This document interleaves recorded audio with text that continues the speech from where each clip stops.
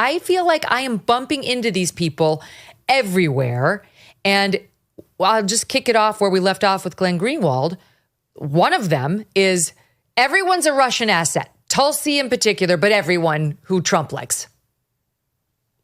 Yeah, I think the important thing to remember is that there are conspiracy theories since history began. Everyone in every faction has them. But the difference with the left is that they take them, they launder them through media, they polish them up, they bring in so-called experts who we're supposed to trust and we used to trust to tell us it's true. It proliferates into all kinds of agencies and then, is calibrated for plausibility. And then you have, they're much more effective for the Russia collusion thing. I mean, it enveloped the presidency of Donald Trump for 3.5 years. He could barely do anything because that's all everyone was talking about. And after it was debunked, what happened? There was no reckoning. No one lost their job. No one calls Rachel Maddow a conspiracy theory. I mean, on the left or in mainstream media. So, that's the most important thing to remember is that it's more dangerous because it's polished up and produced. It's everywhere. Well, speaking of MSNBC, though it wasn't just MSNBC, the second big one that we hear from them all the time these days is that Trump didn't really get shot. That Trump, like that whole thing was somehow a figment of our imagination or like an elaborate dance. They failed to explain how Corey Compatore was killed.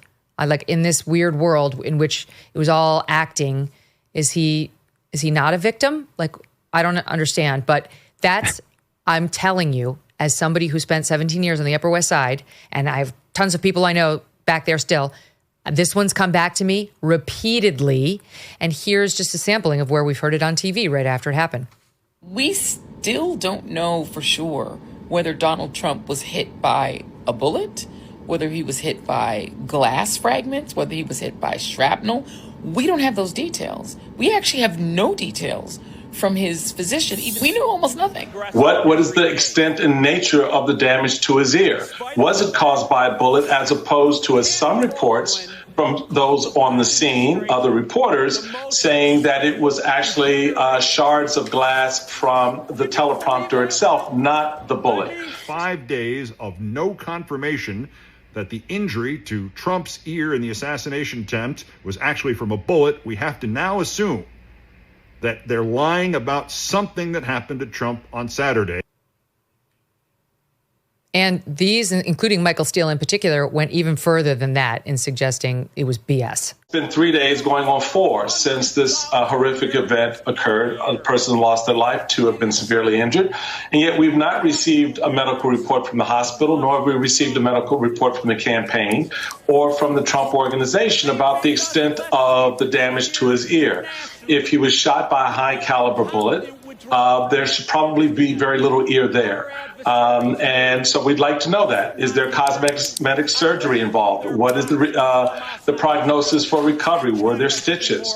What is the extent and nature of the damage to his ear? It's quite the lineup of it you just showed me. Yeah, I mean, Joy Reid is not a serious person. And, she went on. I watched, because of Schadenfreude, I turned to MSNBC when Donald Trump won the election. And, they were still going on, especially her, going on about how Trump was Hitler, how people who vote for him are fascists.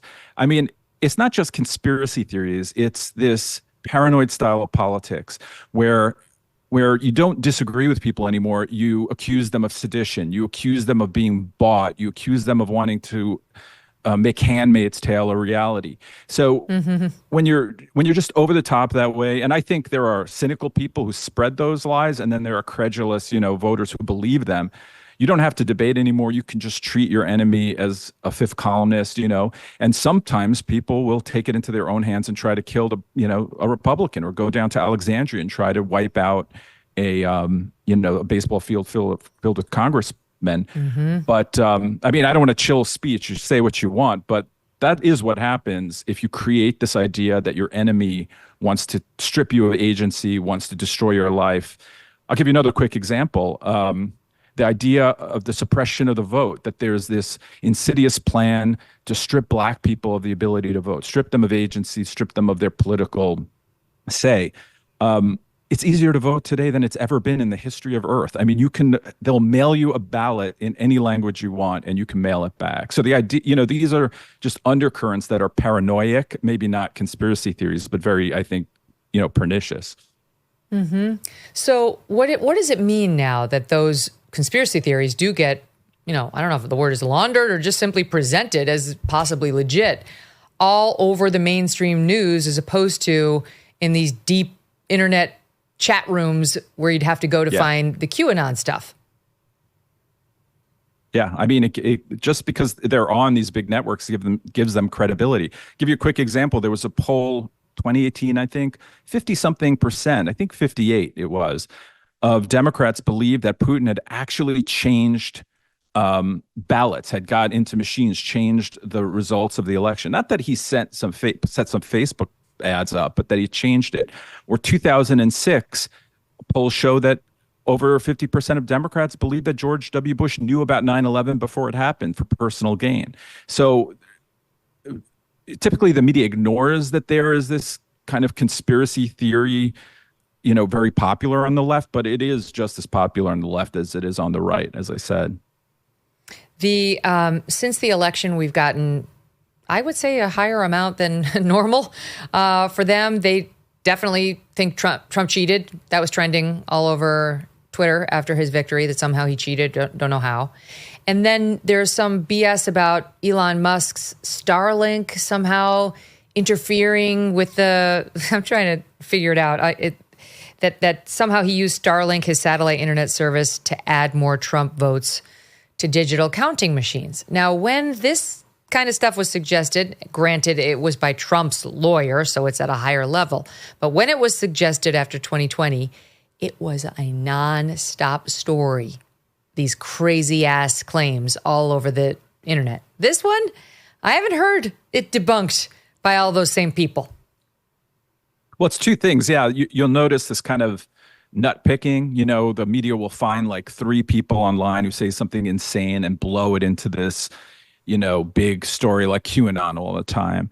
But it is funny if you mentioned election denialism, which is kind of a ridiculous term to begin with. We're in a free country. We're allowed to challenge legally the results of an election, and we're allowed to question whatever we want. But Democrats have been participating in that forever.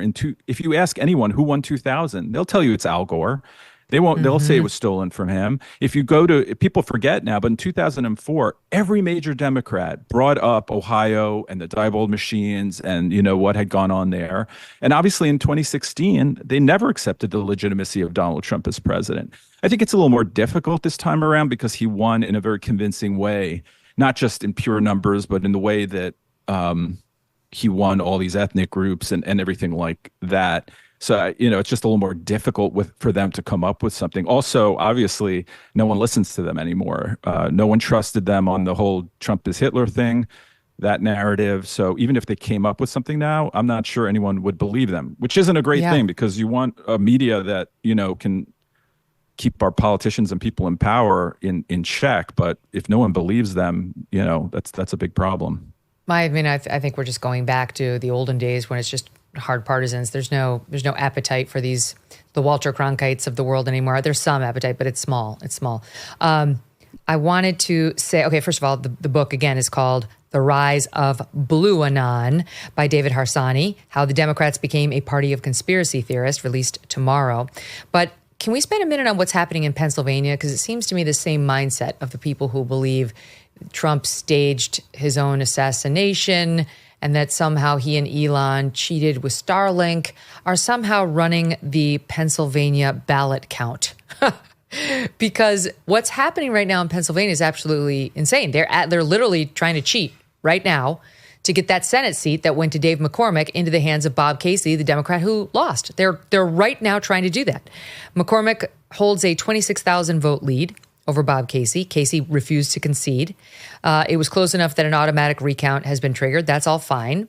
But there's a serious dispute over, and now it's been settled, which votes should be counted. The Pennsylvania Supreme Court ruled that mail-in ballots that lack formally required signatures or dates should not be included in the election results. However, there is a woman in Bucks County, which is a swing district. she's commissioner, Diane Ellis Marseglia, or maybe it's Marsiglia.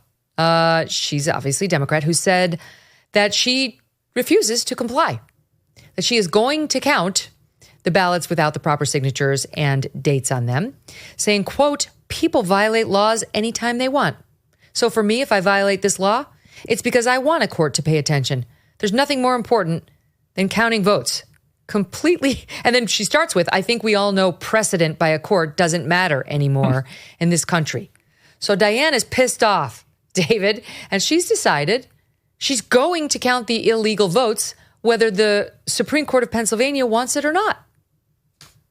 I feel like it's a microcosm of where we're headed with the left. And I don't want to sound dramatic here, but think about how many times, they simply would ignore the Constitution to do the right thing, to save democracy, to forgive student loans. We must pack the court. We must, abuse executive power. We must smear justices, because they're ruling against us. That woman is just an authoritarian. She needs to be removed. I mean, counting votes is important. It's not the most important thing, especially when they're not real votes.